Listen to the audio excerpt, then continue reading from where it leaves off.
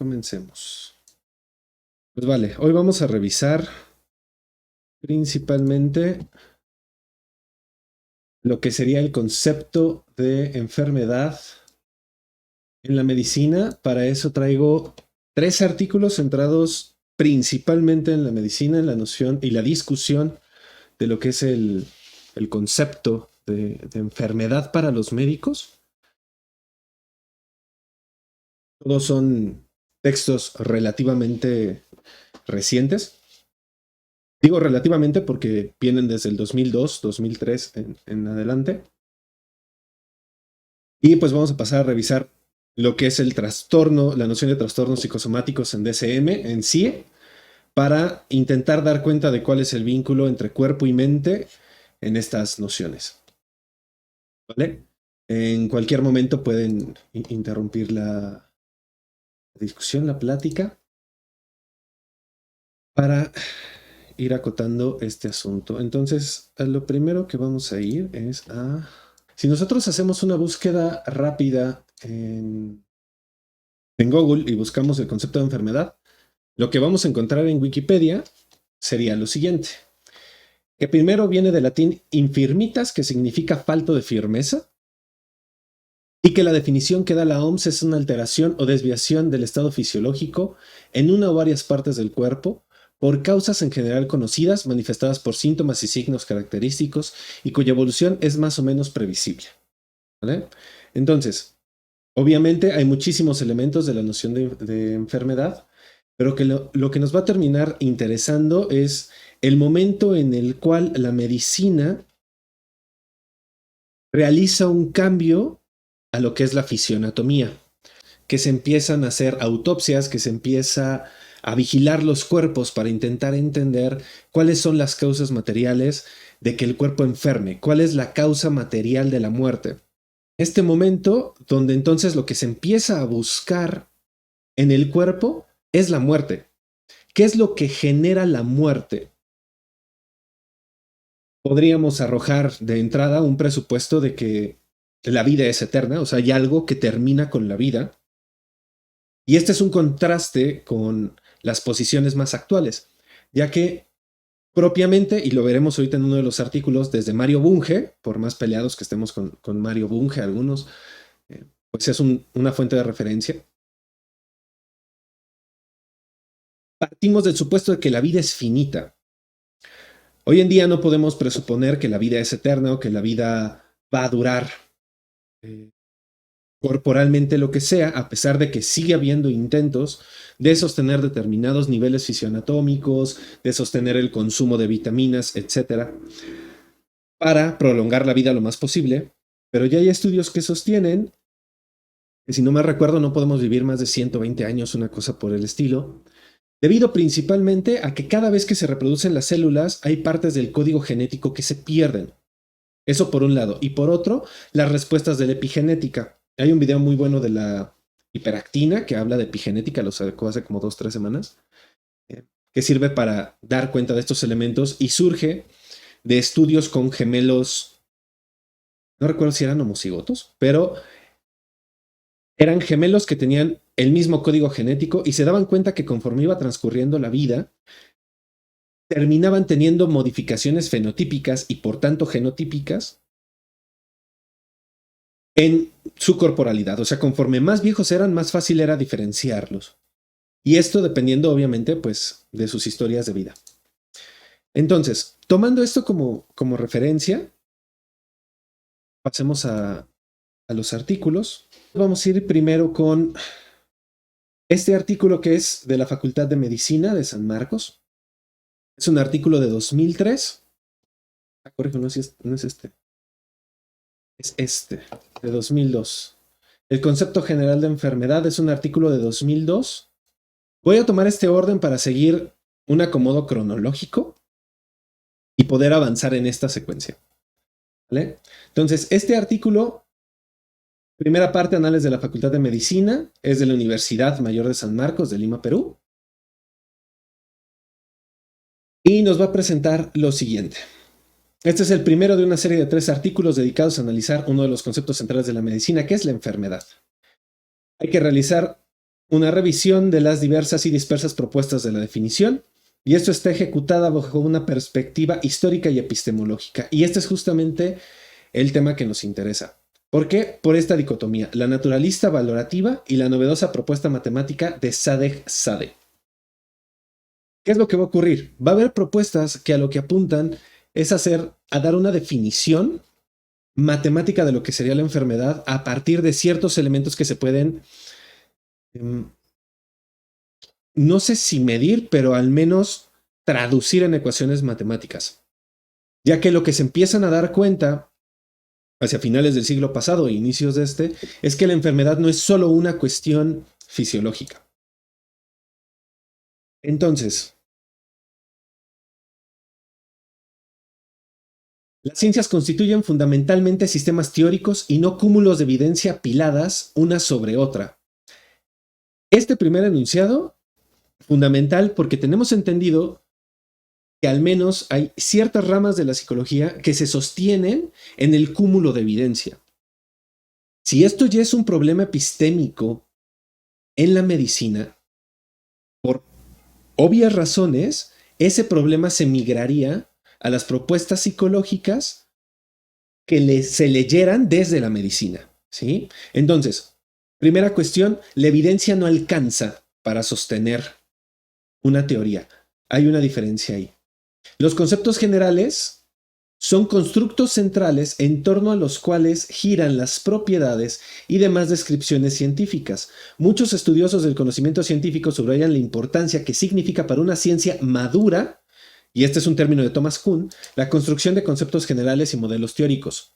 Según Thomas Kuhn, aquellos modelos son las condicionantes de las perspectivas que trazan y predeterminan la explicación científica, la investigación y hasta el conocimiento común.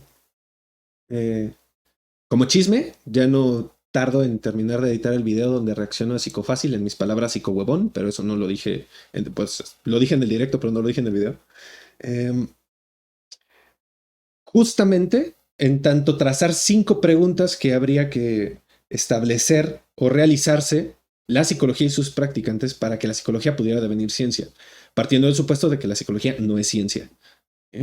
En ninguno de los elementos ni es una ciencia formal, ni es una ciencia natural, pese a creer que es una ciencia humana, justamente por la gran variabilidad de objetos de estudio.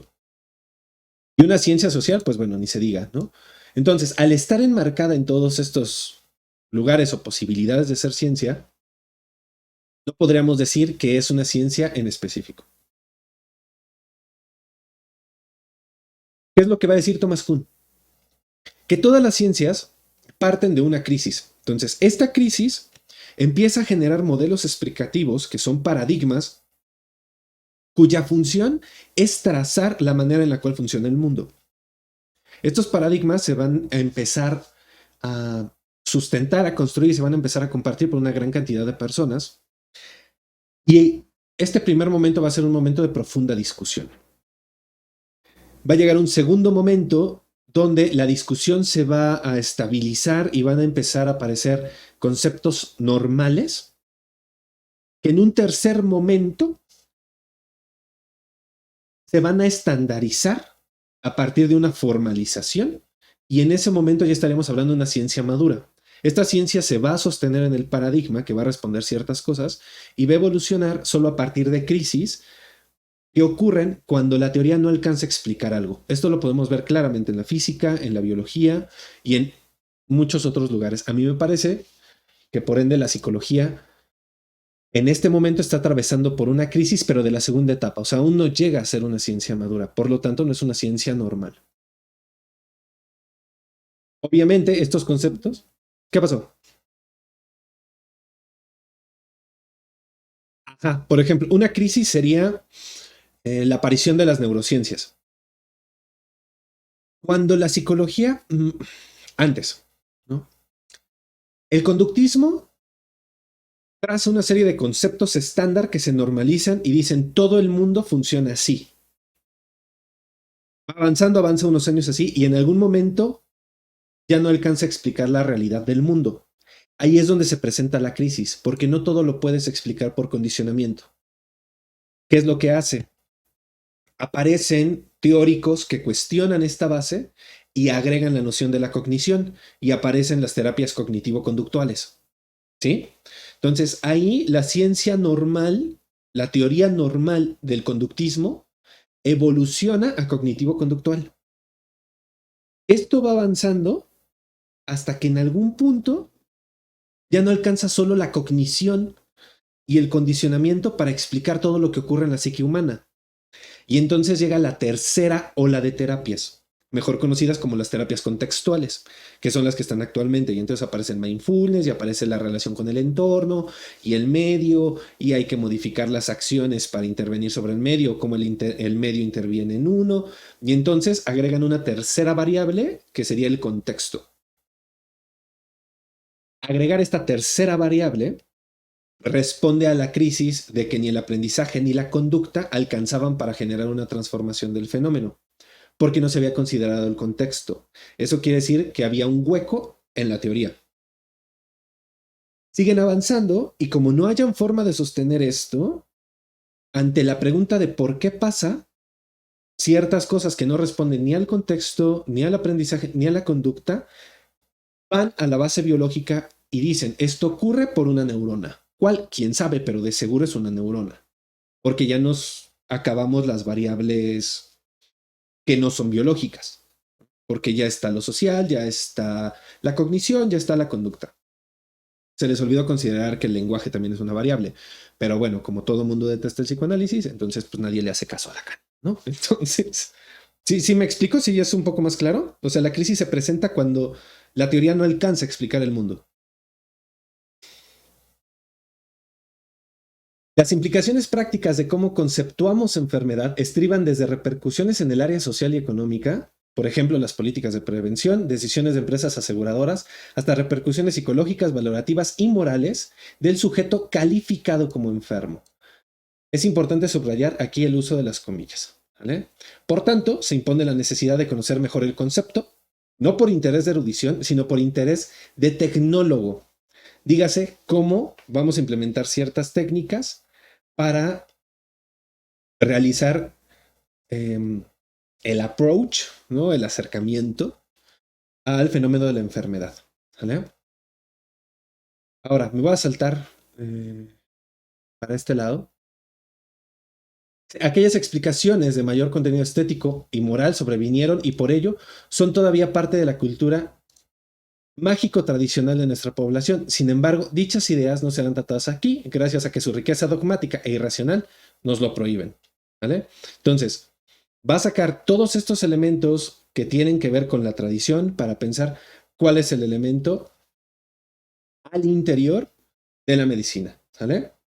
Entonces, todo este elemento histórico no le vamos a prestar mucha atención. Aquí, si les interesa, voy a dejar los links, voy a compartirles los links de los artículos y todos los artículos los voy a subir a una carpeta, de la cual ya después agregaré en esta parte del Discord, que es justamente donde dice discusión de contenido. ¿Vale? Entonces,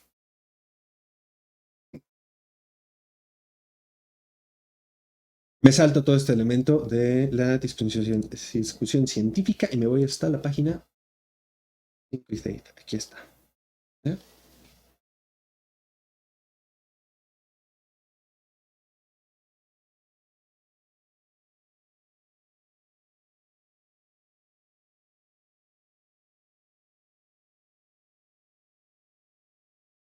Un segundo, no es este.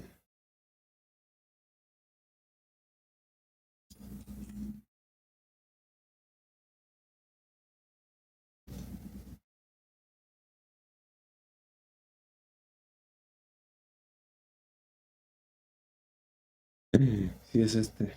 Solo que no lo subrayé.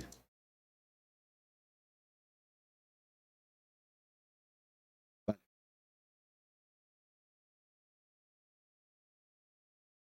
Aquí está. Bernard se opone a las concepciones animistas y vitalistas que aún ejercían influencia en la medicina. Dichas doctrinas son heredadas de Platón y Galeno, que esto tiene que ver justamente con las sustancias, los espíritus, las pasiones, que de ahí viene el patos, la noción de patos, alude a las pasiones y son las pasiones las que enferman el cuerpo. Estas ideas eran claramente opuestas al pensamiento científico y realista de Bernard, quien sostiene que los síntomas son fenómenos totalmente ajenos al estado normal. No son fenómenos totalmente ajenos al estado normal, sino preexistentes, siendo por ello solo anormalmente manifiestos en la enfermedad. Niega la existencia real y racional de entes, espíritus, demonios y además principios vitales que obcecan el entendimiento del estado patológico. Aquí es donde justamente viene la diferencia entre lo que se conoce como la medicina general y esta medicina tradicional. ¿Vale?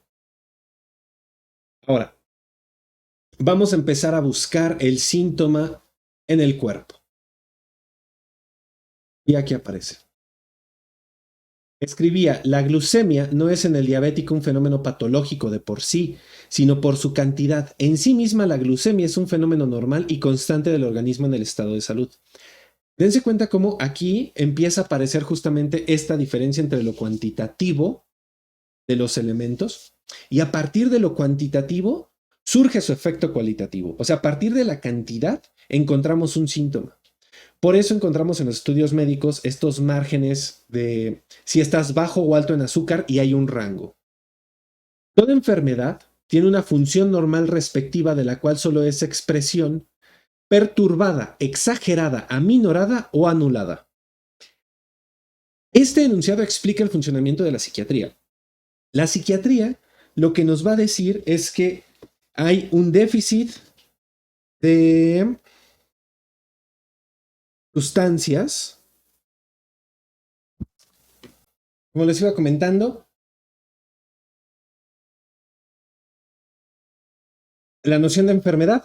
Toda enfermedad tiene una función normal respectiva de la cual solo es expresión perturbada, exagerada, minorada o anulada. Este es el presupuesto que va a tomar la psiquiatría, y no solo la psiquiatría, sino gran parte de la medicina para determinar cómo es que va a funcionar el uso de los medicamentos. Entonces, un medicamento a lo que va a apuntar es a regular la existencia de un fenómeno que de plano es normal, pero que su expresión así se ha visto perturbada. Si es exagerada, la va a buscar aminorar. Si está aminorada, la va a buscar subir. ¿Sí? Esto quiere decir que los antidepresivos obviamente buscan subir el nivel de serotonina, los antihistamínicos buscan bajar el nivel de histamina, etc. ¿No? En pocas palabras, sería esto. ¿Sí? De forma similar, Augusto Comte también apunta a esta percepción naturalista. Dice, para Comte, según Canguilhem, y este es un personaje interesante, todas las enfermedades admitidas solo son alteraciones de lo normal. Asume que no podrían existir desórdenes de las funciones vitales sin lesiones de órgano o más bien tejidos. Aquí es donde está el elemento que trastoca, ¿sí?, la medicina hacia finales de 1800 y entra toda la cuestión de la fisioanatomía. Ese es el elemento importante, ¿sale? Dice, aunque Comte suscribió el realismo científico, enfrentó serios problemas para tratar de definir lo normal. Propuso que los límites entre lo normal y lo patológico eran los límites de una armonía de influencias distintas, tanto exteriores como interiores. A diferencia de Bernard, Comte no tenía muy claro la existencia de diferencias cuantitativas, objetivas y determinables por la ciencia. ¿Vale? Tal concepto de armonía estaba cargado de una buena dosis de estética y subjetivismo que le hacían perder esa actitud, situándolo en una posición polivalente e indefinida entre lo cualitativo, lo cuantitativo y lo calificativo. Estas tres coordenadas son importantes, ya que para cuando lleguemos al tercer artículo, que va a hablar sobre la dolencia y la enfermedad, va a articular elementos que van a depender de la combinación de estos tres elementos. Lo cuantitativo, entendido como lo fisioanatómico y la herida. Lo cualitativo, entendido como la percepción de la enfermedad, si eso opera diagnósticamente como enfermedad. Y por último, la dolencia. ¿Vale? Ahora, aquí ya empieza lo subrayado. Sí lo subrayé, no me había equivocado. En la segunda obra de mitad de siglo a cargo de George Canguilhem, 1956, esto es lo importante, lo normal y lo patológico, aparece una modificación. Canguilhem, al tratar de definir lo normal y lo patológico, no puede desligar de su concepto un aspecto axiológico. Él pone en claro que si bien la ciencia con la ayuda de la estadística puede descubrir, y está entrecomillado, qué es anormal y qué es común, dígase normal, esta descripción no llega a elucidar qué es lo patológico. Para ello, afirma, es necesario admitir un criterio de valor, un criterio convencional. Esto obviamente permite cuestionarse porque no me atrevería a aseverar que tumba por piso muchas de las concepciones de enfermedad. Agarrar y decir, es que eres anormal, por lo tanto eres enfermo, ya no opera. Y no opera desde la medicina de 1956, o al menos desde esta propuesta. O sea, entender que la noción de enfermedad es una discusión al interior de la medicina es fundamental para todos aquellos psicólogos o practicantes de la clínica que decidan apuntar a una concepción medicalizada de su práctica. Ahora, recordemos que la cuestión psicosomática se encuentra justo en el límite. Y en el límite me refiero a que toca tanto la perspectiva psicológica como la perspectiva corporal. Siguiente cita, en sus palabras, lo normal no es un promedio correlativo de un concepto social, no es un juicio de realidad, sino un juicio de valor, una noción límite que define el máximo de capacidad física o psíquica de un ser. El interés de Canguilhem, ¿no? Yo ando ya hablando vikingo. Entonces, no solo reside en describir o conocer el fenómeno de enfermar. Estamos mencionando el enfermar como un fenómeno, dígase algo que ocurre, sino en analizar el concepto en un aspecto más amplio, ligándolo a la inevitable subjetividad humana, postulando que no existe un hecho normal o patológico en sí mismo. Este es un elemento importante. ¿Qué es lo que consideramos enfermo? Problema para la medicina. ¿Sale? Por ejemplo, ahorita con la pandemia y todo este elemento que si la obesidad, que si todo este rollo, en algún momento varios abuelitos también lo decían, es que un niño gordito es un niño saludable, pero eso es una cuestión subjetiva. Al igual, el mismo juicio de valor que decir que una persona flaca, una persona delgada, es saludable. O sea, de uno no se sigue lo otro. Esa es la crítica que está ocurriendo aquí. En conclusión, Canguilhem define enfermedad como el estado anormal, patológico, que predispone al organismo a un resultado adverso, dañino y susceptible de ser tratado. Dense cuenta cómo la definición de enfermedad ya cambió. Ya no es solo que esté por fuera de los bordes, que esté por fuera de los límites que trazamos, sino que lleve al organismo, y aquí hay que diferenciar organismo de sujeto, o organismo de mente, o de psique, si lo quieren ver así, que lo lleve a un resultado adverso, dañino, y no solo estas dos, sino que se pueda corregir. Si no se puede corregir, si no puede ser tratado, si no se puede cancelar ese estado, no podríamos llamar a algo enfermedad según Canguilhem. Esto quiere decir que si la esquizofrenia, por poner un ejemplo muy radical, no puede ser tratada porque es una cuestión genética, no es enfermedad. Y hay esta diferencia en el DSM y en el CIE de nombrar cosas como trastornos y no llamarlas como enfermedades. Punto importante, ¿no? Porque por lo general, cuando confundimos estos dos conceptos, lo que termina ocurriendo pues es un radical cagadero. Se opone a la visión naturalista, la cual de manera ingenua solo se interesaba en describir la naturaleza, confundiendo en tal descripción el objeto conceptual con el objeto fáctico. Esta diferencia es importante. No es lo mismo que yo esté enfermo, en lo fáctico, en lo fisioanatómico, a que yo me considere enfermo.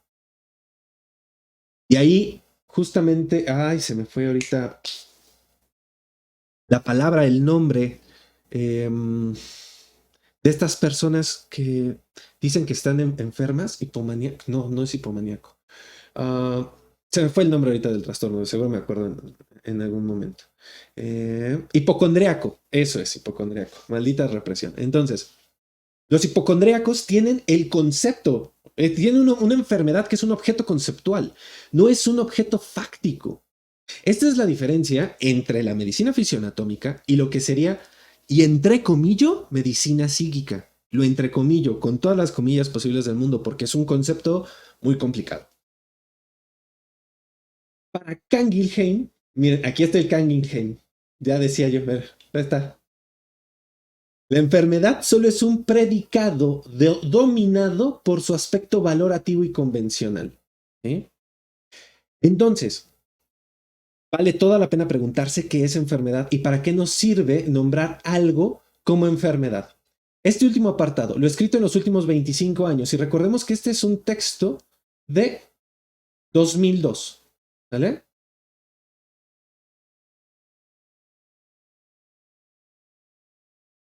Hermann Heslow representa el positivismo ultranza que parece dominar actualmente a la medicina asistencial. Y no solo esa, a todos los psicólogos que les encanta portar bata para poder traer insignias del gran otro, pero ese es otro tema, es una crítica a la que no me voy a meter. Henslow considera válido solamente lo producido por investigación empírica. Este es positivismo ultranza. Si no hay evidencia empírica, si no lo puedo ver, no lo puedo tocar, si no es tangible, no existe. Como los terraplanistas, ¿no? O estos cuates que dicen, no llegamos a Marte, estoy bien despiertado. Pues no apunta para allá, ¿vale? Solo lo observable y lo contrastable debe ser aceptado. Niega la posibilidad de elaboración o utilización de una teoría médica de alto grado de generalidad y también niega la necesidad de un concepto general de enfermedad. ¿Por qué lo va a negar? Porque no le sirve. No lo necesita. Necesita verlo. De ahí justamente estos nombres de las enfermedades. Cuando hablamos de las itis, hablamos de inflamaciones. Cuando hablamos de, por ejemplo, la fascia de Broca, estamos hablando de una herida que se puede ver, se puede tocar en un área específica del cerebro. Estamos hablando justamente de la herida orgánica, de la noción fisioanatómica. Daños en la carne. ¿Eh? Digo con la cita. No existe una teoría biomédica en la cual la enfermedad aparezca como una entidad teorética y no existen leyes o generalizaciones que relacionen la enfermedad a otras variables importantes. Su solución es entonces la de ignorar el problema. ¿Qué problema? El problema de la noción epistémica de enfermedad. ¿Por qué? Porque no es necesaria. Están trabajando en la noción empírica, en la noción positivista. No es ni más ni menos que cualquier otra posición. Simplemente ocurre. Ahí está.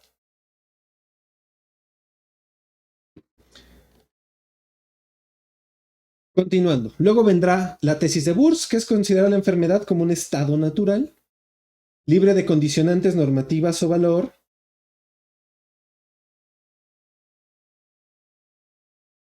La clasificación de estados humanos como salud o enfermedad dice, entonces, si es interno en ese momento no era enfermedad. Ahí es donde viene el problema.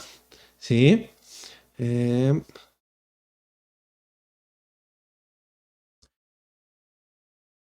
sí, a ver, primera pregunta.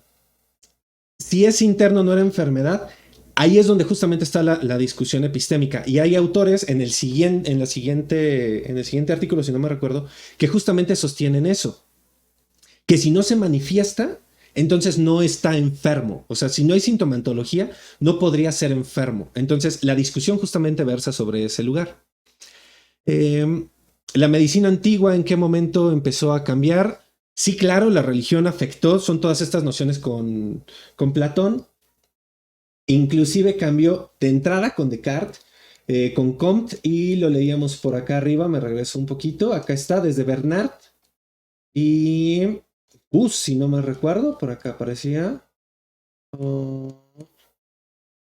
Entonces, estamos hablando de que esto ya aparece con el positivismo, Bernard y Comte, ¿no?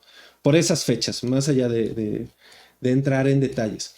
Ahí es donde empieza a cambiar. Finales de 1800 es cuando ya hablamos de una medicina que apunta totalmente a la fisioanatomía. Por eso, Freud estaba buscando en el proyecto de psicología para neurólogos colocar la neurosis en una neurona. No lo logró. Sorry, ¿no? La siguen buscando. Sorry. Pues bueno, tal vez un día la encuentren y entonces me callen el hocico. Feliz estaré yo de que me callen el hocico. Adelante, no pasa nada, ¿no? Entonces, ¿qué es lo que va a proponer Burs?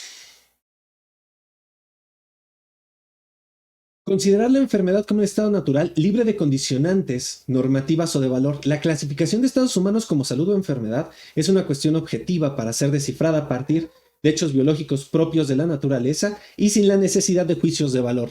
Dense cuenta cómo se está intentando sacar esta noción de la subjetividad, de la noción de la perspectiva del sujeto, del concepto de enfermedad. De ahí propone una bioestadística. Hablábamos antes de estos márgenes, de estos parámetros donde debe de estar un medidor, un cuantificador fisiológico para que se considere enfermedad. Si tienes el azúcar por debajo de tanto, es enfermedad. Si la tienes por arriba de tanto, es enfermedad. Pero si la tienes al interior de ese rango, no hay problema. Esto cuadra con la pregunta de Carla. Bienvenido, Ariel, qué gusto saber de usted. Su funcionamiento se encuentra al mismo o por encima del nivel determinado estadísticamente para el grupo de organismos de la misma clase de referencia. Es importante traer esto porque la psiquiatría pues, se va a colgar de ahí. Por eso el DSM es manual de diagnóstico estadístico. Por deducción, un estado corporal es enfermo solo si su funcionamiento no contribuye de igual o equivalente forma a los objetivos fisiológicos correspondientes a los estados sanos de organismos de la misma especie, sexo y edad. Y aquí es donde vamos a entender el concepto de enfermedad como una disfunción, aquello que no funciona, aquello que no participa de la finalidad que buscaría el sistema. ¿Cuál es el problema? El presupuesto a priori de que es un alguien el que determina para qué debe de funcionar. Socialmente hablando, por esto esta cuestión subjetiva que se intenta sacar. Ahora, empezamos a hacer estudios y a conseguir material estadístico, médico, a partir de investigaciones, para poder decir cuáles son esos rangos y cuáles son esos parámetros según estos elementos, especie, sexo y edad. Por otro lado están los normativistas, ¿sí? Que señalan la designación de ciertos grupos de fenómenos como enfermedades. Señalan que la designación de ciertos grupos de fenómenos como enfermedades está basada en juicios de valor. Dado que la enfermedad representa una amenaza para la vida del humano, es este quien decide qué es enfermedad y qué no. Dense cuenta la belleza de este enunciado. Hay algo de la decisión del sujeto. Psicológicamente, o sea, yéndonos a la clínica psicológica, esta cosa que se toma mucho a broma de si uno no decide cambiar, no va a haber cambio posible. Parte justamente de esta noción. A ver, si yo no me considero enfermo, ¿por qué tendría que cambiar? Y es todo un tema, o sea, clínicamente es todo un tema. Si yo estoy bien, pero el entorno es el que me dice que estoy enfermo, ¿cuál es el problema? O al revés, yo siento que estoy enfermo, yo siento que esto es enfermo, pero el entorno me dice que es sano. Leyendo a Hannah Arendt con justamente el juicio este cuate, se me fue, ¿cómo se llama? Ahorita les digo, porque lo tengo acá. Eichmann, del caso Eichmann, que es todo este juicio a alemanes nazis. Justamente Eichmann estaba siguiendo órdenes. Su actitud no podía ser considerada enferma, aunque todo el mundo lo considera enfermo. Enfermar es un goce, podría llegar al nivel de goce. ¿Sí? Ahora, goce es un concepto complicado. Insertarlo a este nivel de la discusión generaría malentendidos. Entonces, aguántame un poco. Ya hacia el final de todo el seminario, yo creo que sí le estaríamos entrando un poco más a ese concepto. Sí, claro. Justamente la subjetividad del sujeto en tanto la sintomatología, cómo lo percibe, es un elemento importante. Denme un segundo. Ya llegó el flautista de Hamelin. Y cómo jode. Entonces, digo, principalmente porque esta noción del goce nos confundiría con el síntoma. Ahorita pensemos esto en noción de síntoma. Digo, por el marco en el cual lo está colocando. Dado que la enfermedad representa una amenaza, es el humano quien decide. Vito argumenta, bueno, de Vito, los valores infectan nuestros conceptos de salud y enfermedad a todos los niveles. Digo, para que todo el conjunto de sujetos que hicieron esta cooperación con el canal de Psicofácil lo vieran, porque es como de, es que Freud dijo, Freud me la pelas, cabrón. Bueno, no solo a mí, a Freud también. ¿no? Eso pasa cuando no te vas a tus referencias, pero bueno, dejemos eso, ¿no? Eh, Scanding también hace fuerza común con los normativistas y gracias a las ideas presentadas de Popper, en sus palabras, los esencialistas, los naturalistas, fallan al pretender encontrar enfermedades en su pura esencia, o sea que la enfermedad es la pura herida orgánica. No se dan cuenta que los conceptos de enfermedad son puras convenciones que hacemos nosotros los médicos con el fin de diagnosticar y tratar. La prueba está en que continuamente cambiamos de criterio para definirlas y hasta cambiamos de nombres para identificarlas. Lo que ayer era esquizofrenia paranoide, hoy ya no lo es. Entonces, o sea, por favor, yo se los suplico, se los pido de la forma más encarecida. Este tipo de difusión de información de, ay, si eres tal cosa, si tienes tal cosa, eres narcisista. Es que esto, de seguro es un asesino serial. Güey, para. O sea, neta, detente. O sea, piensa tantito más, porque lo que estás haciendo es lanzando un juicio de valor con respecto del otro. Y ahí, pues bueno, tenemos un problema terrible. Lennox afirma que la vida es un valor en sí mismo. Un estado corporal es enfermedad si tal estado recorta el valor vida en comparación al promedio de individuos de la misma clase. Entonces, volvemos a esta noción del valor, ¿sí? Dense cuenta cómo la medicina está colocada en tanto extender la vida. Cuando lleguemos ahorita a la noción de Mario Bunge, eso va a cambiar, pero esperemos tantito. Paradójicamente, esta posición es llamada objetivista, a pesar de que el objetivo del valor vida de Lennox parece ser un designo a priori, nacido únicamente de su mente. Y claro, o sea, si nosotros hacemos un análisis filosófico de por qué una vida tendría valor, inclusive por qué es importante salvar la vida, que es una pregunta muy complicada, ¿sí? Pero médicamente, cuando un médico toma sus votos, cuando se titula, justamente se compromete a salvar la vida.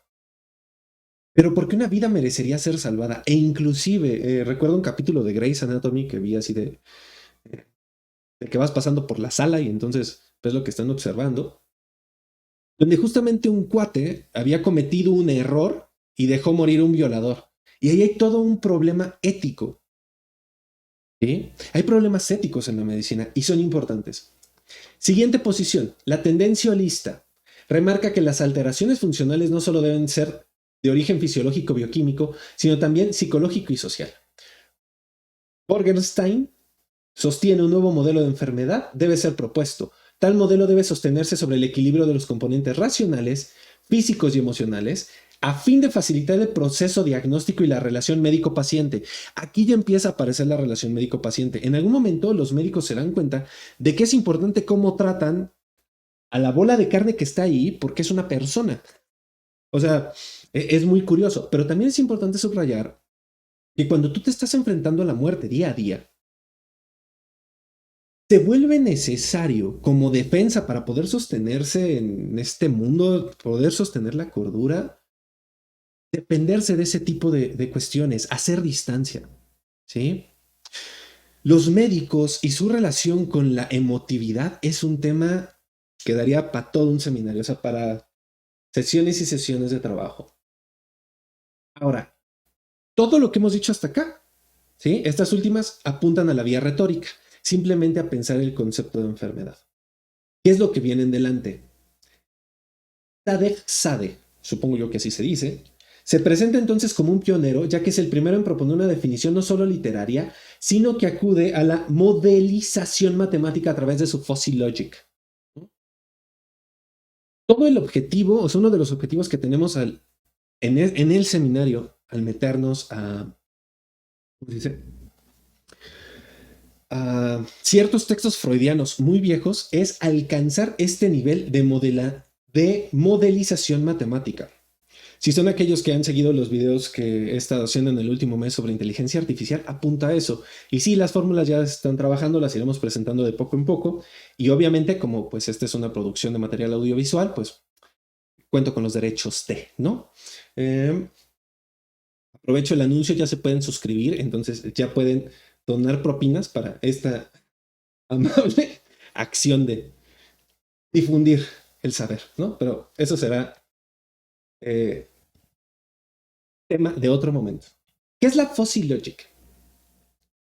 Según Sade, no existen sanos exclusivos y enfermos exclusivos, sino grados solapados mutuamente, respondiendo a la pregunta que hacía por ahí Carla. La idea central descansa sobre el punto de vista de la salud como cuestión de grado. La enfermedad es materia de grado. Ahí es donde justamente está esta cuestión de es interno y está el síntoma, pero todavía no se expresa, entonces no es enfermedad. No ha alcanzado ese grado.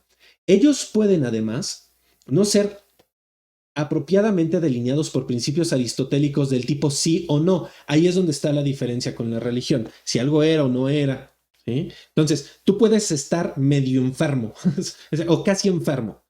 No están sujetos al principio de graduación, el cual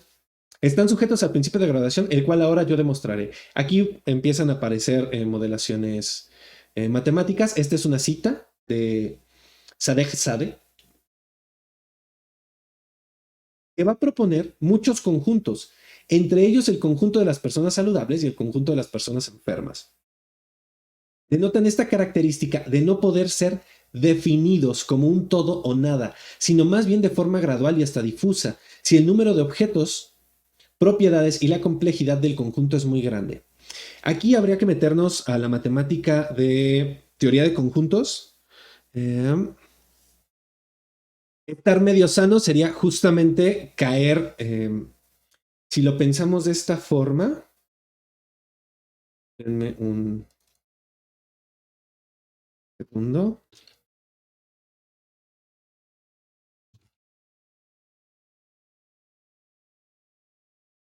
Para poder colocar la imagen.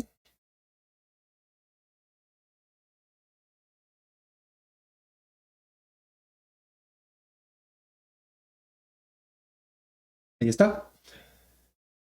Si nosotros nos vamos a este elemento, imaginemos que el círculo A sería lo saludable, el círculo B sería lo enfermo, pero como no has alcanzado un grado per se enfermedad, si tú estás aquí en el borde, por decirlo de alguna forma, o estás en el medio, estarías medio enfermo, porque estás tan enfermo como sano. O sea, eres elemento de los dos conjuntos al mismo tiempo. Y esta es la diferencia. Ya no hay ya no hay un límite radical entre antes estaba sano y ahora estoy enfermo. ¿Sí?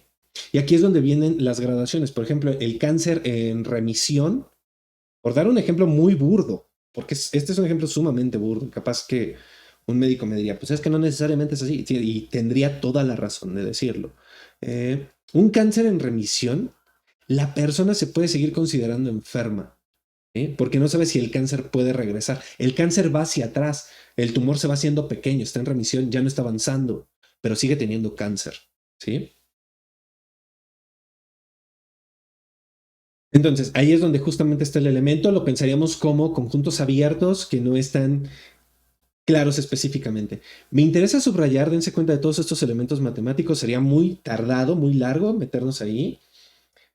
Por eso rescato citas. Obviamente los artículos van a estar compartidos para que los puedan revisar aquellos que les interese. Finalmente, aceptando que la salud es un conjunto difuso, Sade define salud echando mano del neologismo inglés patienthood, que sería pacientez, ¿no? Si se permite el término, que define el grado de dolencia. Dense cuenta, ya pasamos de enfermedad a dolencia.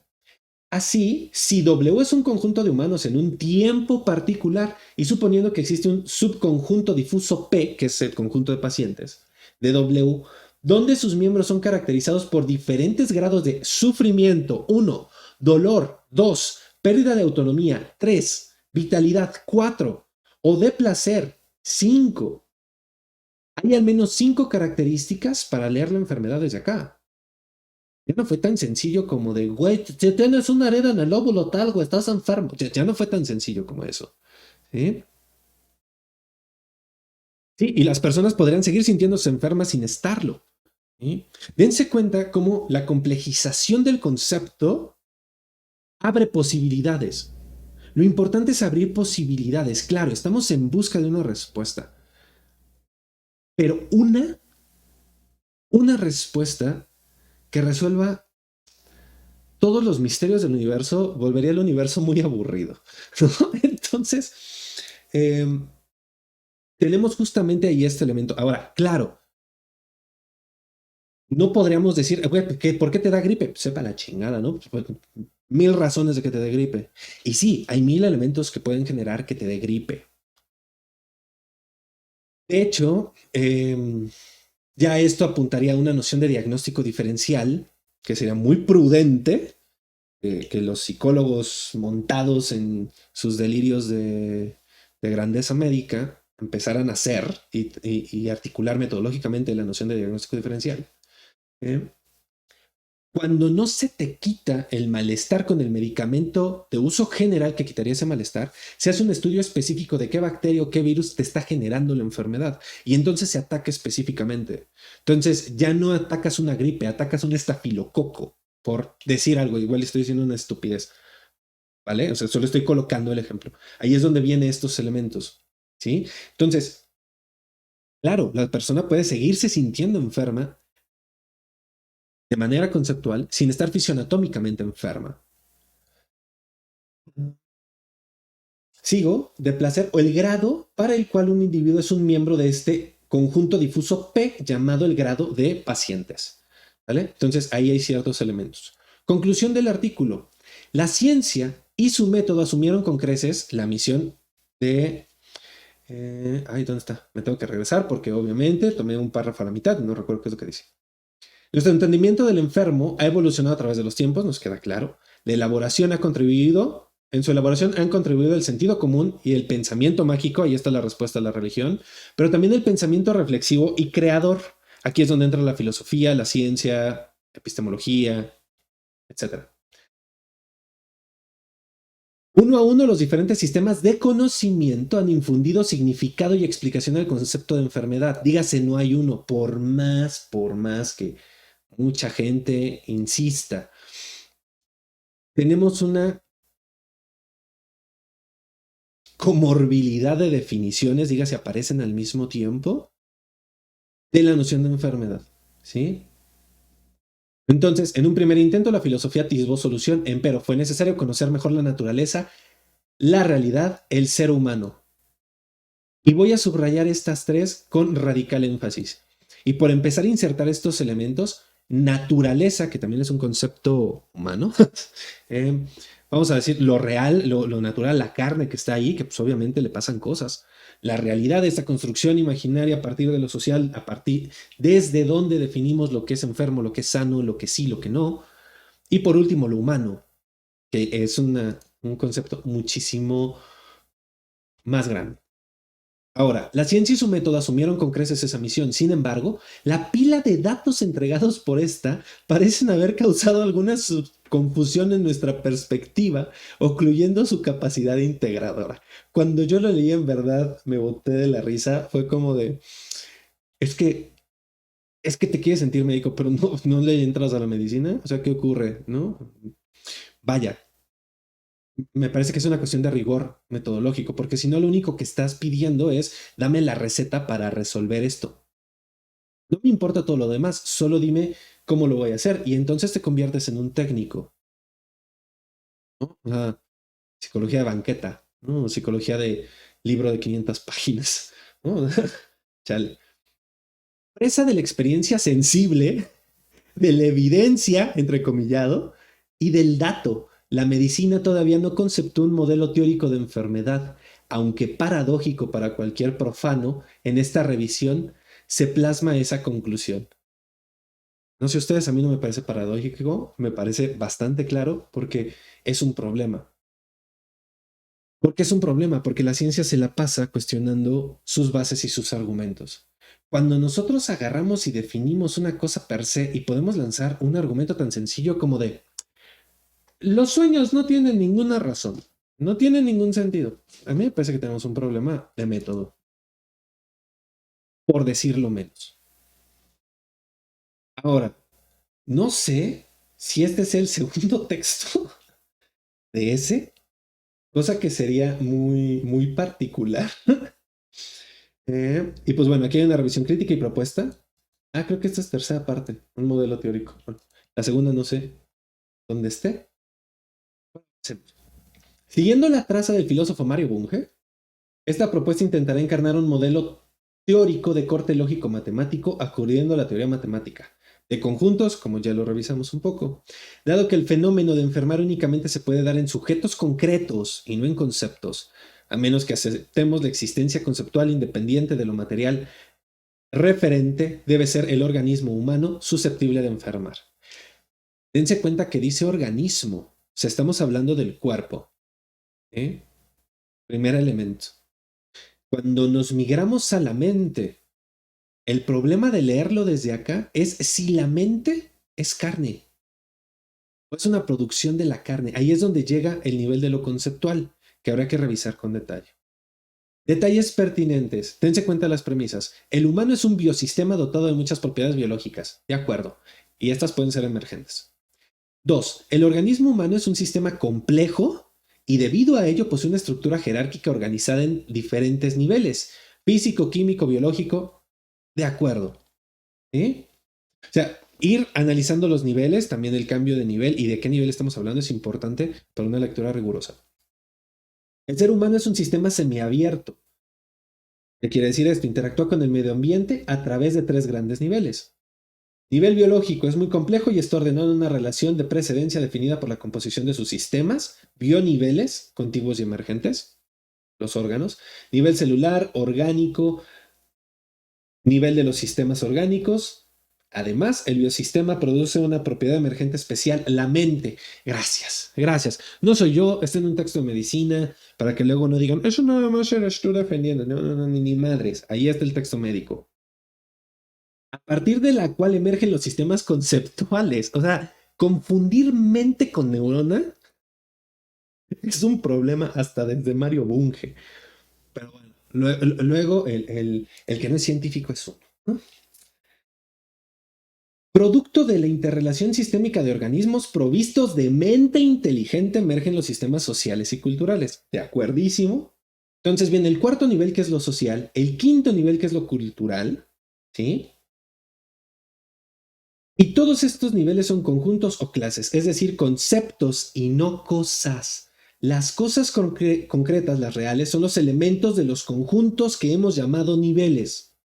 O sea, una relación sería una cosa real que está al interior del conjunto del nivel social, por poner un ejemplo. Una neurona estaría en el nivel biológico, ¿sí? Y acá lo dice. Bueno, empieza con este no. No obstante, los niveles representan la realidad, no son arbitrarios o enteramente convencionales. No debemos confundir célula y órgano, ni órgano con sistema, ni mente con cultura. Todos son de diferente pertenencia jerárquica y ontológica. Entonces, la próxima vez que tú decidas confundir neurona con mente o creer que el sentido tiene un correlato neuronal específico y que en todos el sentido ocurre en la misma línea de neuronas, tendrías que irte a leer a Mario Bunge o un poquito de medicina, ¿verdad? Pero esa es solo mi muy pendeja opinión, como siempre. Si aspiramos a una definición de enfermedad que sea compatible con la ciencia, en especial con la biología, bioquímica, genética, fisiología, patología y fisiopatología, estamos a nivel de lo médico, de lo biológico. No podría evitar referirse a leyes y teorías postuladas por estas ciencias, por lo que el referente teórico de nuestra definición serían las ciencias de la vida en su conjunto. Siguiente elemento. Como cualquier concepto o teoría, el nuestro estará formado de objetos conceptuales, es decir, constructos, por lo tanto su contenido será el conjunto de proposiciones, conceptos y símbolos matemáticos que yo utilice. Y por último, en ningún caso se debe violar la parsimonía de niveles, es decir, el concepto de enfermedad debe de ser parsimonioso en sus referencias a esferas de la realidad distintas de las que estén directamente implicadas en ellas. No debe apelarse a niveles más elevados de los que en verdad pertenezcan. Entonces, si la mente y la cultura son elementos superiores al nivel biológico de la neurona, tú estarías cometiendo un grave error al confundir una producción de significado, el significado del sentido de la historia que relata un sueño, con la vía neuronal que produce el sueño. ¿Sí? Le pueden dar clic ahí donde dice clip, recortan los últimos 30 segundos y lo distribuyen por todas sus redes sociales porque eso es una puta belleza. ¿Sí? Es algo que se puede hacer acá. Ah, Me va a saltar de ahí. Aquí hay una suerte de axiomas. Me interesa solo el quinto. Debido a la imposibilidad final de violar las leyes naturales, en especial la segunda ley de la termodinámica, la tendencia general al desorden, el sistema humano vive un lapso finito. Esta es toda la diferencia. No vamos a negar la muerte. O sea, ya desde acá, desde este concepto, desde esta noción de enfermedad que es una entre varias, no se va a negar la muerte. Vas a vivir un determinado momento. Por eso ahora ya ocurre este fenómeno de decir, señor, a usted le quedan 2, 3 meses de vida y no podemos hacer absolutamente nada más porque ahí quedó. ¿Sí? O sea, se nos acabaron las opciones y biológicamente no podemos ir en contra de estos elementos. Me voy a saltar todos los otros axiomas porque no son pertinentes para nuestra discusión y nos distraerían bastante del objetivo que estamos persiguiendo. ¿Vale? Entonces, pasando a lo siguiente, ¿cuál es el modelo que va a perseguir? Igual me va a saltar muchos de los elementos matemáticos que está presentando. Dice, las propiedades pueden constituir cualquier característica material del sistema, pueden ser funciones bioquímicas, fisiológicas, celulares o patrones morfológicos. Empero, las funciones contenidas en el modelo teórico serán funciones matemáticas. O sea, toman todos estos elementos, los migran a funciones matemáticas y ya después sustituyen el contenido. Por ejemplo, ustedes ven aquí F, F1, F2, Fn. No importa cuál es el contenido de F1 y F2. Importa que al interior de ese nivel tiene esta función específica. ¿Vale? Problema de la lectura psicoanalítica. Agarrar y decir, el complejo de Edipo es que te quieres coger a tu mamá y quieres matar a tu papá. No, pendejo. Ese es el ejemplo. Ese es el contenido. El complejo de Edipo es la prohibición de determinado tipo de relaciones tiernas, eróticas y agresivas al interior de un sistema social. Dígase, hay a quienes no te puedes coger y hay a quien no puedes matar. Y hay a quienes no puedes matar para cogerte a otra persona. Sea tu tía, tu mamá, tu abuelita, tu hermana, el perro, la mascota, el vecino, no importa. Por eso esta insistencia de Lacan de decir, a ver, el Edipo es un mito, lo importante es el complejo de castración, son cosas diferentes, no me voy a meter ahí ahorita, pero ahí es donde está el error. Entonces cuando agarras y escuchas un pendejo decir, yo no me quiero coger a mi mamá, Freud, no, pendejo. Entonces, ¿por qué fue lo único que escuchaste? Y la pregunta es, ¿por qué es lo único que escuchaste? ¿No escuchaste todo lo demás? ¿Nomás escuchaste? Me quiero coger a mi mamá. No, yo no quiero eso. Yo no sé. Hay quien sí, ¿no? Pero como tú dictas el mundo, la ciencia no nos importa. Total. Sigo.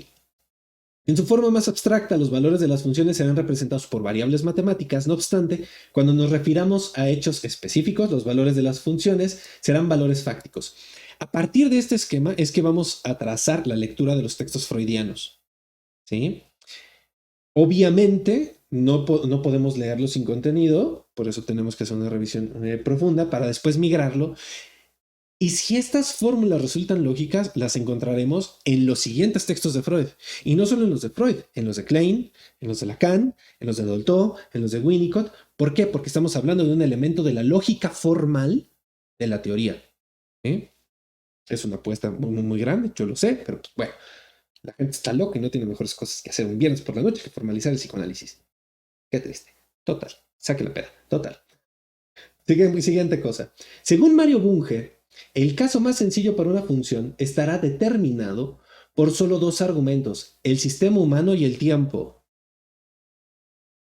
Por tanto, el nivel más abstracto se modelizará una función dependiente del sistema humanidad y dependiente del tiempo por función, lo cual podrá tomar n valores reales, m tuplas de valores de la recta de los números reales.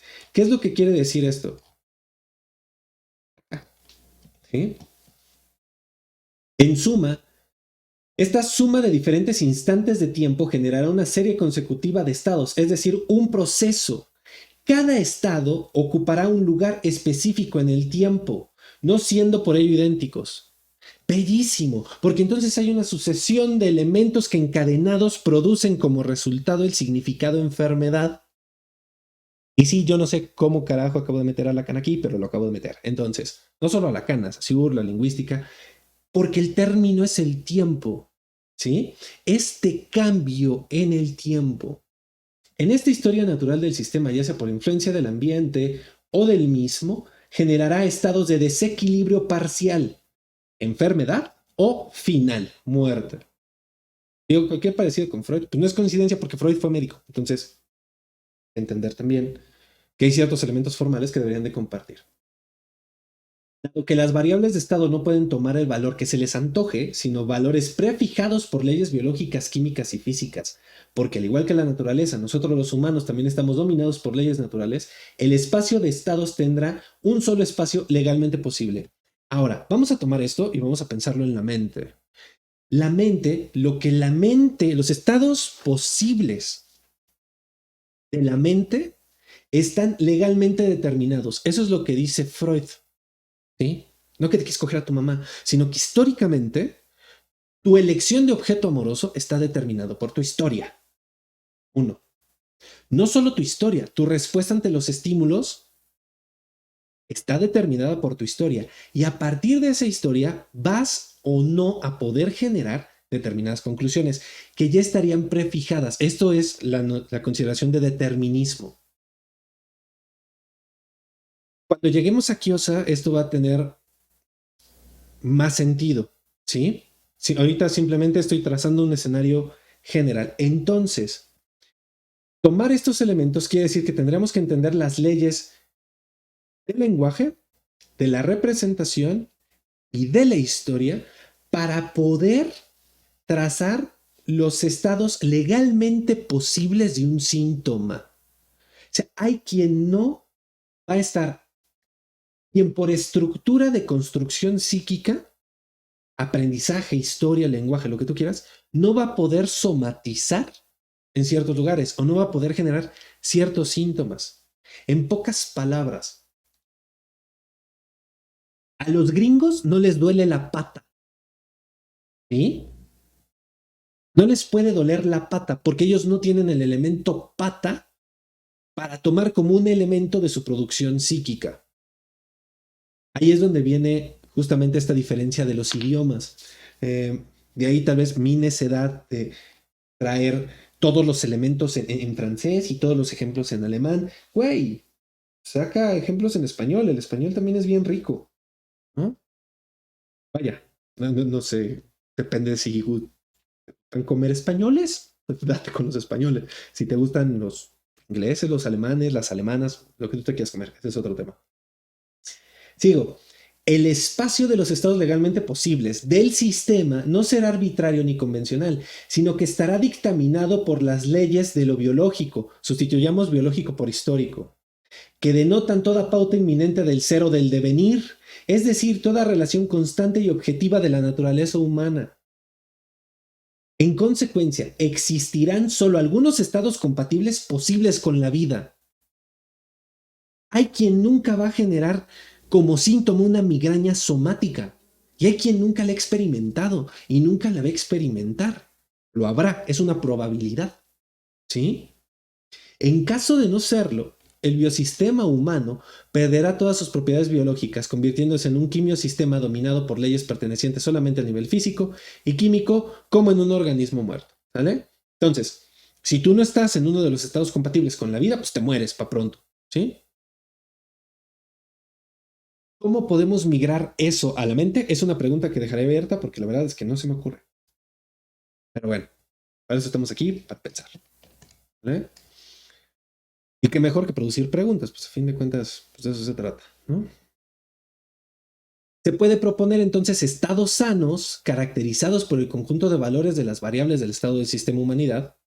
Si tú estás en ese conjunto, estás sano en un determinado tiempo. Y estados enfermos caracterizados por n valores de las funciones f del sistema humano en otro instante. Ahí es donde está el cambio. La ciencia determinará cuáles son las funciones, esto queda claro, ¿sí?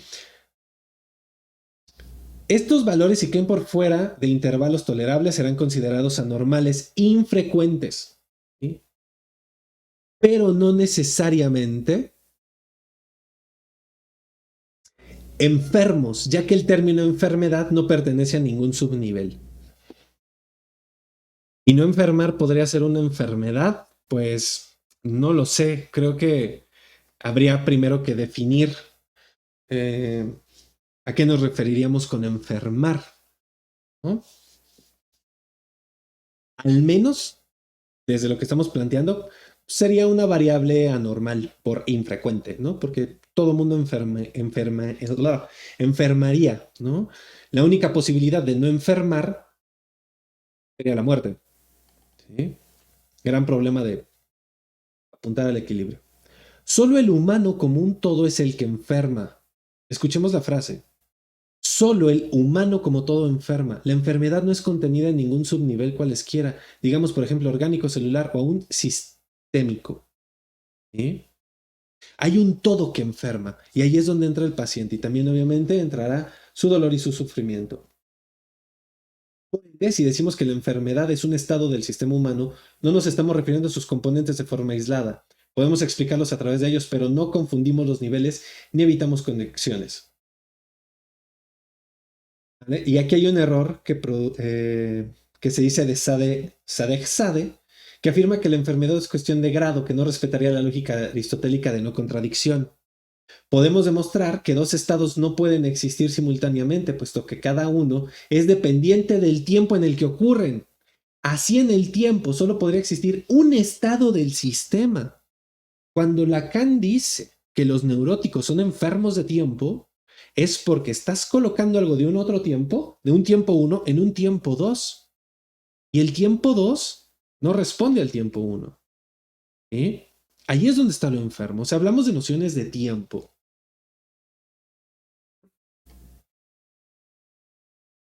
Es otro ejemplo. Por ejemplo, se aclara que la baja letalidad de los carcinomas, aquí estaban hablando de hombres con carcinoma de próstata que los habían encontrado. Estudios por mortem han mostrado que en más del 30% de varones entre 50 y 59 años de edad y en más del 67% de varones entre 80 y 89 años de edad existen evidencias anatomopatológicas de carcinoma de próstata. O sea, entre el 30% de las personas que están en los 50 y el 67% de las personas que están en los 80 varones tienen daños orgánicos que hablan de carcinoma de próstata.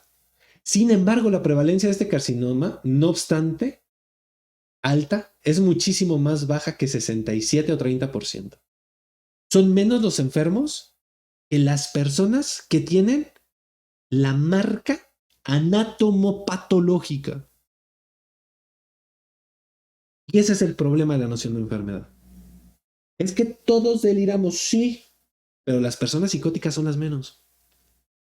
¿Todos podemos llegar a delirar? Sí. ¿Todos podemos alejarnos de la realidad? Sí, pero no todos enfermamos, y entre comillas enfermar, decía lo que sea que tú quieras nombrar ahí, psicosis, delirio, etc. ¿Sí? Se aclara que la baja letalidad de estos carcinomas no se debe a una intervención médica temprana, por aquello de la prevención, vamos a evitar que entonces tú te vuelvas neurótico, sino que es debido al proceso evolutivo de la neoplasia, la cual sin tratamiento alguno no llega a producir síntomas o muerte, a pesar de residir muchos años en el tejido prostático. Entonces no es solo que esté ahí el carcinoma, hay muchísimos otros elementos. Esto simplemente es para pensar, no somos médicos, no venimos aquí a hacer un discurso médico. Los médicos no esperamos que el paciente se encuentre en un último estadio para actuar, sino que prevenimos la enfermedad. Y es eso exactamente lo que hacemos. Prevenimos que el paciente llegue a un estado multisistémico emergente llamado enfermedad. Ni la enfermedad ni la naturaleza humana entienden o saben de riesgo de tratamiento. Es la mente y la sociedad la que los hace y los impone. Por lo tanto, no debemos confundir enfermedad o simplemente estado enfermo de un sistema caracterizado por valores anormales y enfermedad como enunciado nomopragmático, un concepto operativo utilizable para prevenir, diagnosticar y pronosticar diferentes estados potenciales en función a reglas y leyes conocidas y en función al estudio de la historia natural del sistema. Este es el gran problema que ocurre cuando allá afuera la gente va diciendo a lo estúpido, a lo ignorante y a lo desinformado. Ay, es que estás enfermo de X, Y, Z cosa, es que estás enfermo de tal, es que la depresión como enfermedad, es que el estrés como enfermedad. A ver, no, tiempo. Estamos confundiendo enfermedad fisiológica con enfermedad en tanto enunciado nomopragmático, o sea, que nos sirve para nombrar algo. ¿Eh? Entonces, ahí hay una diferencia. Confiados en el presupuesto ontológico de que todo cuanto existe es legal y regular, o sea, está normado por leyes, el enunciado nomopragmático debe hacer posible la predicción de un estado futuro B en función de los valores de las propiedades del estado previo A. O sea, este enunciado me permitiría determinar si alguien es factible de enfermar, por decirlo de alguna forma. Si se entiende el modelo emergentista, además del sistémico, se puede aceptar que el sistema posee mecanismos de defensa, autorregulación y equilibrio que tratan de evitar la alteración del sistema. Aquí es donde entra la lectura del trauma. Eso es Freud. Freud lo dice tal cual. Freud está pensando en esos términos la noción de defensa, la noción de represión. ¿Sí? Obviamente el huevón que nada más leyó Me quiero coger a mi mamá, no se detuvo a ver eso. ¿Sí? Porque solo se leyó el libro negro del psicoanálisis, ¿no? Ahora, eso no quiere decir que el psicoanálisis es una santidad y que no tenga errores, un chingo de errores, ¿no? Y los analistas tienen más, ¿no? Pero hay que diferenciar teoría de practicante. En consecuencia, si uno de ellos persiste alterado, degenerará el sistema. O sea, hay defensa del organismo para que el sistema no degenere. ¿Cuál es el problema en lo mental? ¿Qué es lo que Freud va a narrar y eh, estaremos viendo largo y tendido? Que justamente la defensa empieza a degenerar el sistema, porque las palabras no operan como las células. Lamentablemente, el lenguaje no opera como la biología. Entonces, un hígado no enferma, un corazón no enferma, el que enferma es el humano, nuestro paciente. Tratemos al paciente y no a sus órganos o células. ¡Qué bonito! Yosa concuerda con este enunciado, lo vamos a encontrar en su texto. En conclusión, un concepto general de enfermedad no puede ser plasmado en unas cuantas líneas de simplicidad extrema, dado que el enfermar se trata de un fenómeno muy complejo. Debemos aspirar a realizar una teoría que engarce un objeto modelo. La teoría general de sistemas y el materialismo emergentista puede brindar posibilidades de modelización. Se impone, pues, su mejor estudio y desarrollo. ¿Vale? Entonces habría que empezar a apuntar para allá. La psiquiatría yo no sé qué carajo está haciendo porque no tengo idea. O sea, no tengo idea. Sería muy válido preguntarle a un psiquiatra. Pero bueno, me parece que habría que apuntar para allá. Ahora, por no dejar, todas estas producciones están bajo este mismo tipo de licencia, Creative Commons, atribución 4.0 internacional. Dígase, se puede utilizar y se puede trabajar en tanto se mencione quién es. ¿Sí? Que entonces se diga, ay, güey, no mames, esto lo dijo Joaquín Pineda en la letra. Pueden hacer con este video y con esta producción lo que quieran. Y ya después lo más probable es que lo terminemos colgando en YouTube en algún momento, al menos editado. Entonces, último artículo para pasar a la discusión. Prometo irme rápido porque ya son 9:30. El paradigma médico tradicional se enfoca en la enfermedad y no toma en cuenta la experiencia de la enfermedad en la persona. Esto es lo que nos va a importar, la experiencia de la enfermedad en la persona, el contexto. Ni busca la toma de decisiones compartidas, tampoco toma en cuenta el desarrollo de la relación médico-paciente como herramienta terapéutica. Relación médico-paciente, llámale de otra forma. Aspirante a transferencia. Y dije aspirante, subrayo. Eso no quiere decir que necesariamente eso sea la transferencia. ¿Hay algo de transferencia? Claro. Habría que pensarlo más, seguro. ¿Sí? La práctica del método clínico centrado, supongo que en la persona y la búsqueda de evitar el daño como intervenciones innecesarias, prevención cuaternaria, pueden ser herramientas con las cuales las y los médicos necesitan entrenarse para explorar mejor la salud, la dolencia y la enfermedad. Aquí ya metemos un tercer término que es la salud. ¿Sí? Hemos estado hablando de enfermedad, ¿sí? Pero la salud como que quedó ahí perdida. ¿Sí?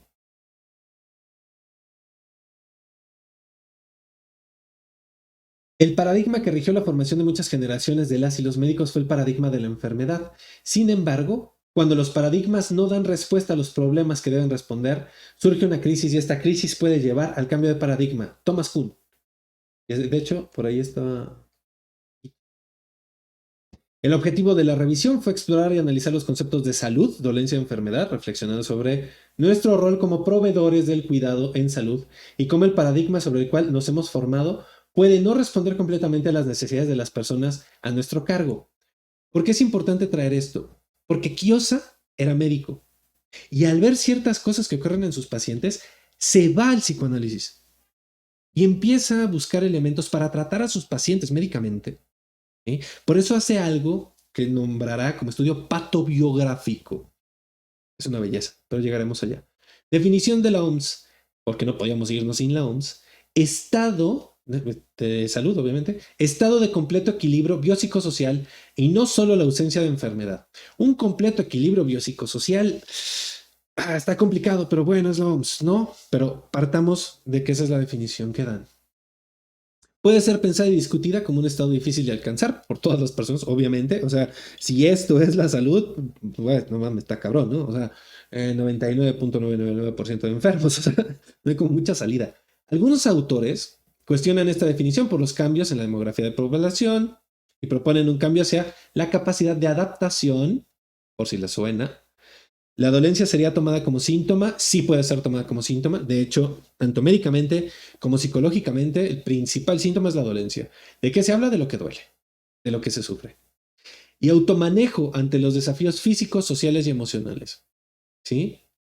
Ahora, hay lecturas psicológicas, y es válido, que dicen, la dolencia surge de que te maladaptaste, de que tienes un mal manejo de la situación, etcétera. Esa es su lectura, ¿sí? Y es respetable, y pueden hacer con ella todo lo que quieran y les plazca. Ahora, para promover la salud, debemos entender cuál es el significado de esta para cada persona.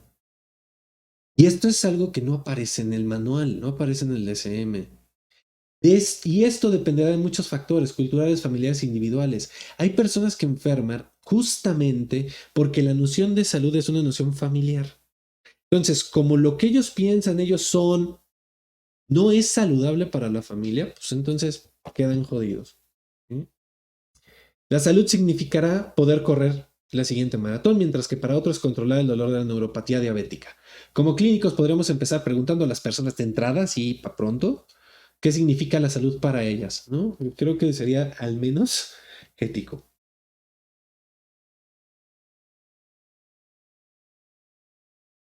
Los síntomas pueden trascender la enfermedad, aunque el paradigma clínico predominante establece que los síntomas son el resultado de una enfermedad.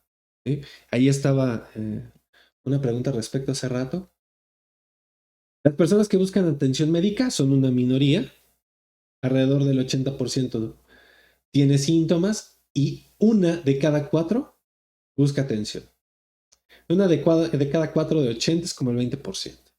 En la exploración de la enfermedad evaluamos los síntomas y signos que la persona presenta, los resultados de exámenes físicos y exámenes de ayuda diagnóstica, y con estos datos intentamos llegar a un diagnóstico, una categorización del problema para poder dar un tratamiento. Ahora, la persona entiende que el alivio del sufrimiento es el propósito de la medicina. Muchas personas llegan a la consulta con, aliviame este dolor. Bueno, fuera tan fácil. A veces no entendido así por las y los médicos. Inclusive frecuentemente prestan atención a los efectos adversos del tratamiento destinado a combatir la enfermedad, que puede causar mayor sufrimiento a las personas. Y sí, a veces el tratamiento es peor que la enfermedad. Cassell sostiene que el sufrimiento es una experiencia personal, que se puede explorar preguntando a la persona. Ahí es donde va a empezar a entrar nuestra función y también la pregunta por el goce. Pero obviamente recordemos que el goce es una noción problemática a muchos niveles. Digo, se trajo a colación. Pero puede ser que también haya un disfrute en el estar enfermo. 4 dimensiones de la experiencia enferma, según Stewart y Brown. Los sentimientos del paciente acerca del problema, especialmente sus miedos, ideas acerca de qué es lo que anda mal, el efecto de la enfermedad en su funcionalidad y cuáles son sus expectativas con respecto al caso clínico. Por ejemplo, la diabetes hay quien dice, pues no anda nada mal, ¿no? La obesidad, pues no anda nada mal. Y ahí hay una diferencia. Ahora, este párrafo me parece muy particular y me parece peligroso eh, a muy distintos niveles. La exploración de la dolencia está enmarcada en el contexto de la relación médico-paciente. Existe en esta relación por sí solo un efecto terapéutico y un contrato tácito para que la persona doliente permita la invasión de su privacidad física y personal. Si el contrato autoriza a invadir al otro, tenemos un problema. O sea, psicológicamente, clínicamente tenemos un problema. Si es que eso te permite invadir, ¿sí? Porque invasión también trae acarreado esta noción de poderío, inclusive de sometimiento del otro. Y si el otro no quiere hablar de algo, también está en su derecho. Es importante puntuarle que si no lo habla, el proceso por lo menos se va a detener o se va a alargar y que sería importante que lo hablara justamente porque está asociado, está en conexión a aquello que está narrando. Pero tampoco estamos por obligarle, ¿no? Y decirle, me estás mintiendo y tienes que, o sea, no, eso es problemático, ¿sí? O sea, que ahí pasamos de hacer clínica a hacer interrogatorios judiciales y no, me parece que hay muchas condiciones éticas ahí. La relación médico-paciente existe, aunque el médico o la médica no hayan sido entrenados en cómo comunicarse con las personas. Ahí es donde entra el papel. Y tristemente muchos psicólogos no saben hacer eso tampoco, entonces, pues bueno, tenemos un problema.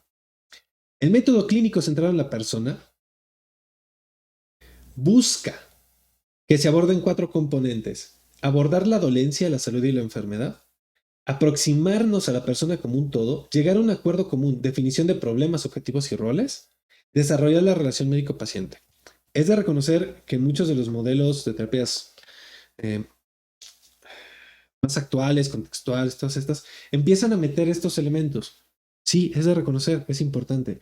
Ahora, hay niveles en los cuales justamente el alcance de los marcos teóricos, técnicos y metodológicos tienen limitantes. Eso es lo importante a reflexionar. No qué muñeca es más bonita, ¿no? Que cada quien recoja su muñeca y la ponga en el aparador, para que anden tirando su muñeca y chillando que se las pisotaron, ¿no? O que la otra está más fea, no funciona, que no juegan a lo mismo. Pues no, no se trata de eso, ¿vale? Finalmente, cuarto componente, el desarrollo de la relación médico-paciente requiere el compromiso de quien provee la atención, respeto, compasión, empatía y confianza. No hay nada.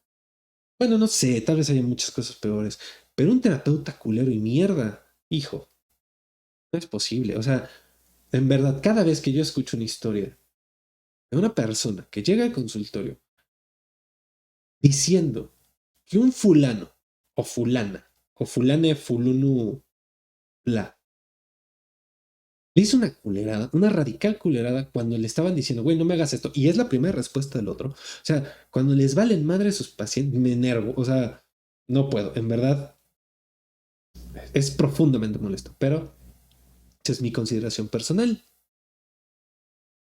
Ya cada quien con su ética. Estas características deben de ser reflexionadas. Primer punto.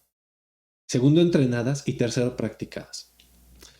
Eh, Entrenadas y practicadas podremos cuestionar ahí. Creo que más bien eh, trata de sentir un poco, ¿no? Y para personas tan obsesivas y tan racionales como un servidor, pues bueno, obviamente decirlo y sostenerlo, pues bueno, es importante, ¿no? Porque sin eso no se avanza. El ambiente en el cual se practica el sistema sanitario, los tiempos y la existencia de longitudinalidad son necesarios para que esta relación se refuerce. Longitudinalidad, que sea a lo largo del tiempo, ¿no? Por aquellos que en 3 sesiones ya desafanaron a su paciente. No sé cómo carajos se enorgullecen de eso, pero bueno. Ahora, Yamuel clasificó las prácticas de prevención relacionando la dolencia de quien se atiende con la enfermedad, que es la perspectiva del médico. Uno, aquí es donde viene la diferencia que les comentaba hace rato. Cuando una enfermedad no le duele, una persona no tiene dolencia ni enfermedad. Entonces, aplicamos prevención primaria, ¿no? A ti aún no te pasa nada, pero vamos a evitar que te pase, ¿vale? Psicológicamente complicado. Segundo, cuando una persona no tiene dolencia, no le duele, pero sí tiene la enfermedad, debemos aplicar prevención secundaria, ¿sí? Pues a mí me pasa, pues no me incomoda, pues así ha sido toda la vida. Sí, pero, pues, o sea, cuando has escuchado a un adicto, con los menos, que diga, pues no tengo un pedo con la droga, güey. Pues no, no tiene un pedo con la droga. No le duele, pero está enfermo, ¿no? Enfermo, entre comillas, enfermo. Ya tiene esa entidad nosológica. Tercero, cuando una persona tiene la enfermedad y la dolencia, estos ya son los que dicen, no mames, sí, tengo una adicción, me duele, me lastima, estoy sufriendo, me afecta, quiero cambiarlo. Aquí viene la prevención terciaria. Y cuarto, cuando la persona tiene la dolencia, pero no la enfermedad. Aquí es donde me parece que entramos mayoritariamente. ¿Sí? Digo mayoritariamente porque claro hay una dolencia, pero no podemos clasificarla de enfermedad. Esto está relacionado con la relación médico-paciente porque incluye todas las intervenciones de los clínicos que los clínicos hacen para no dañar, para controlar la ansiedad o para hacer frente a la falta de conocimiento o certeza acerca de los problemas de salud. Hay intervenciones que serán dolorosas, lo sabemos de entrada, pero también hay que tener el tacto, la estrategia, táctica y la ética, dando a Lacan, para poder hacer una intervención que no sea más dolorosa de lo que ya es el evento o el malestar. Por último, las definiciones de salud, dolencia y enfermedad deben ser entendidas para poder practicar una medicina centrada en la persona, evitar el sufrimiento de las personas y no causarles daños con intervenciones médicas innecesarias. Es preciso explorar la experiencia de la persona con la enfermedad, que esto es lo que nos importa, la experiencia de la persona con la enfermedad, y pensar en la enfermedad contextualizada en las personas y circunstancias. ¿Cuál es la función de la enfermedad en la historia del paciente? Y en la salud como una experiencia única, influida por los valores y aspiraciones de cada una de las personas. ¿Vale? Entonces, acá con esto. No sé si hay alguna duda, algún comentario con este respecto. Lo siguiente que viene en el cronograma es un artículo de Kiosa que aparece en un texto que se llama ¿Por qué enfermamos? ¿Sí? Y a partir de ese texto trabajaremos la noción de... ay, se me olvidó. ¿Cuáles son los elementos que Kiosa toma y que es importante rescatar de Freud? ¿Sí? Ustedes lo encuentran en el tomo 14 de su obra completa y es la primera parte de la página 25 a la 75. Digo, aquellos que quieran el texto lo pueden buscar. Voy a cambiar de escena otra vez para poder mostrarlo.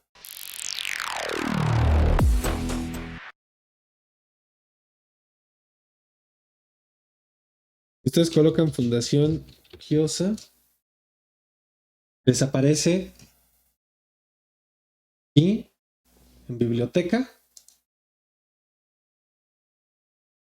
rápidamente. Y aquí les aparecen todos estos documentos que ustedes pueden revisar. Y aquí está, les dije, tomo 14. Acá está, tomo 14 porque enfermamos. Y 1986-2007 lo pueden descargar en PDF y lo encuentran. Y es de la página 25 a la 75, es toda la primera parte. ¿Vale? No sé si hay algún comentario, alguna pregunta con estos respectos, estas diferencias. El objetivo primordial de esta primera sesión es hacer esta diferencia entre las nociones de enfermedad, esclarecer cómo en medicina también hay una discusión al respecto y colocar los lugares de la enfermedad y la experiencia de la enfermedad, en tanto que la enfermedad ocurre en un sujeto. Y este sujeto está inscrito en un tiempo y en una historia. Y que lo importante del estudio patobiográfico que propone Kiosa es ubicar si la enfermedad está anclada con algo del tiempo y de la historia. ¿Vale? Pues bueno, eso sería todo por hoy. No sé